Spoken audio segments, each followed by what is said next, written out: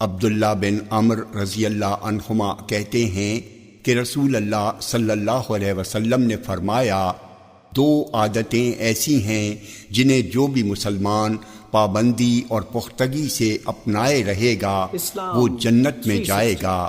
دھیان سے سن لو، دونوں آسان ہیں مگر ان پر عمل کرنے والے تھوڑے ہیں۔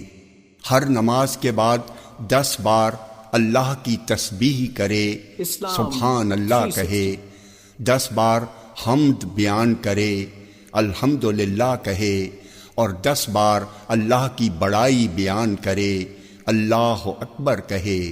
عبداللہ بن عمر رضی اللہ عنہما کہتے ہیں، میں نے رسول اللہ صلی اللہ علیہ وسلم کو انہیں اپنی انگلیوں پر شمار کرتے ہوئے دیکھا ہے۔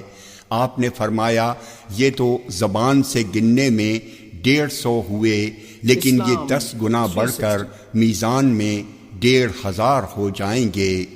یہ ایک خصلت و عادت ہوئی، اور دوسری خصلت و عادت یہ ہے کہ جب تم بستر پر سونے جاؤ تو 100 بار سبحان اللہ، اللہ اکبر اور الحمدللہ کہو۔ یہ زبان سے کہنے میں تو 100 ہیں لیکن میزان میں 1000 ہیں۔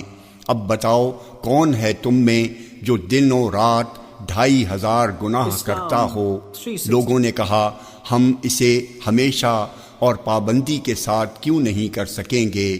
آپ نے فرمایا، اس وجہ سے کہ تم میں سے کوئی نماز پڑھ رہا ہوتا ہے، شیطان اس کے پاس آتا ہے اور اس سے کہتا ہے، فلاں بات کو یاد کرو، فلاں چیز کو سوچ لو، یہاں تک کہ وہ اس کی توجہ اصل کام سے ہٹا دیتا ہے تاکہ وہ اسے نہ کر سکے۔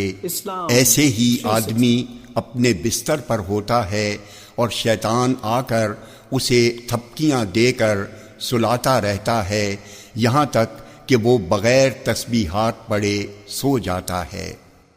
جامع ترمذی حدیث نمبر 3410، یہ حدیث صحیح ہے۔